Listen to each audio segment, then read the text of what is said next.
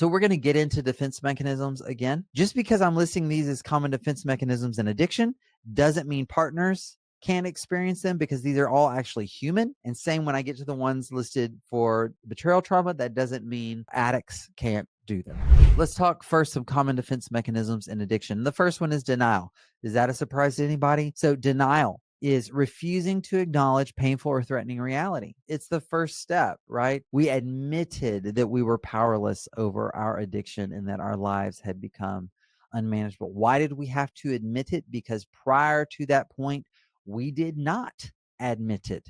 We were in denial about it. Denial is powerful. So let's take the example of someone who acts out in such a way that it really is violating his or her values, his or her deeply held values. And sometimes it is the fact that those are his values and he is violating them that produces the shame that ends up fueling the addiction in the long run. If he really didn't care, the shame of it that ends up fueling that addictive cycle may not be there. And so this other part of the addict can go into full on denial. So denial, just refusing to acknowledge painful or threatening reality. The second one I have here is projection. So I am judging myself, but I project my judgment onto you about me. So now I think you are judging me. I see this so often with couples. They sit right here in this chair behind me. I say, "What do you see on her face?"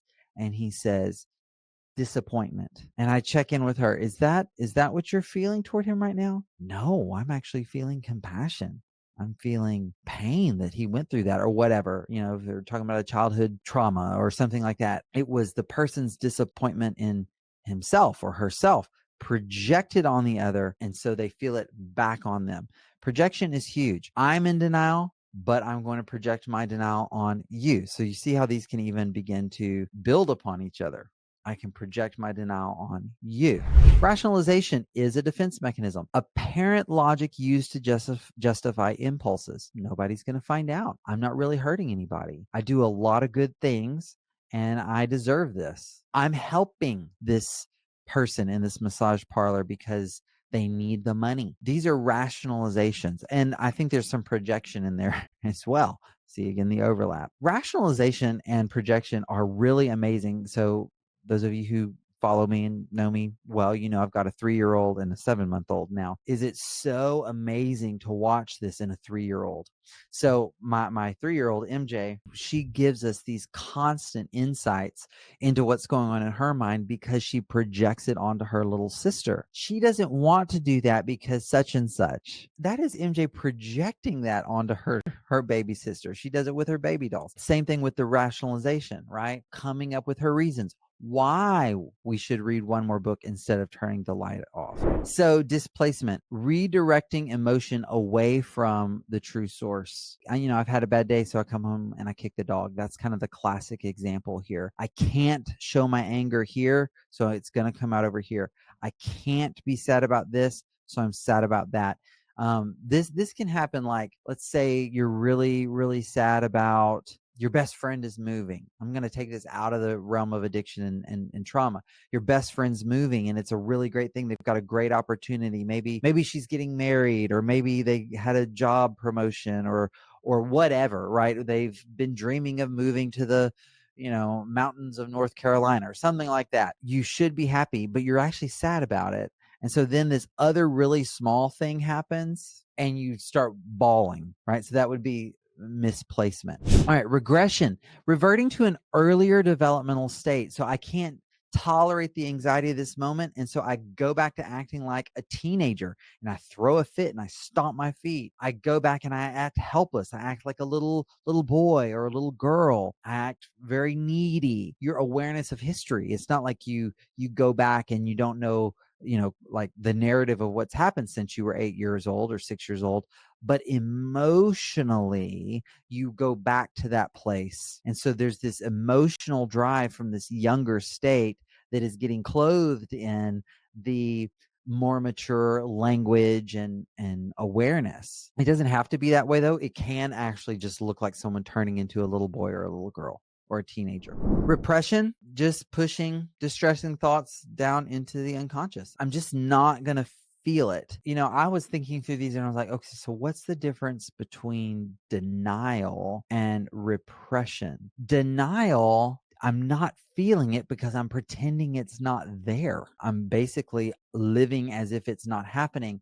Versus repression, oh, it's happening, but the distress about it, I'm burying the distress about this. So I admit that it's happening, but I'm not admitting the fear, the pain, the loss, whatever that comes with that. Fantasy, engaging in daydreams to escape reality. So this is a very powerful defense mechanism. And what I want to say about fantasy is, especially with my audience, many of you out there, is you're going to hear fantasy and you're going to think sexual fantasy. And while that can certainly be the case, that is far from the only form of fantasy. I can get lost in fantasy looking at cars. I'm not really a car guy, but I caught myself the other day. I was lost in the cars, and really it was more than me just getting lost in it. There were some other actually really stressful things happening. I was like, wow, I think I was down that rabbit hole a lot longer than I would have been if this thing hadn't been going on. I knew as soon as I came back out of this hole, this was all going to come back. It was all going to still be there. Fantasy is very powerful. It is something that I think most people have some form of fantasy that they can often get lost in. It can be fantasy of vengeance, but the point is it's taking me away from reality. I get lost in that. I get swept up in that. Sublimation is a good defense mechanism, and some people can do it non-consciously. This is also one that you can try to cultivate more consciously. All right, so sublimation is where I channel these maladaptive impulses pro-socially. Pro-social is just a clinical way of saying it's good for you and others. It has a positive outcome, a positive effect. It's protective in the right sorts of ways. So I feel tempted to act out, and instead I'm going to go volunteer. I'm going to go do service work. I'm going to exercise. Now, any of those could become problematic if I over rely on it, right? But doing it in the moment isn't necessarily a problem. So sublimation is a positive, helpful defense mechanism. I've got this impulse, but instead of following through on the impulse, I take that energy and I'm going to channel it into something good. Here's all of them listed together, all at once. Not all of them, but there are plenty more than what we're going to go over in this webinar, but I chose several for us to look at. Hey, Dr. Jake here. I just want to say, if you've enjoyed this content, you might find yourself helped by my brand new program, the Choose Connection Academy. Years in the making, what I've finally done is I've taught through my entire couple-centered recovery model and created an online coaching program for couples to be able to work with me and move through this process of healing and recovery together. It is broken into different levels based on where you are in your journey. It includes video teaching that you can access at any time, exercises for you to do as a couple, community of others moving through this same material, access to live group coaching calls with me every single week, as well as a number of other bonus resources and opportunities for you. Just take a look at the link down in the comments below. We'd love to have you book a call to be a part of the Choose Connection Academy.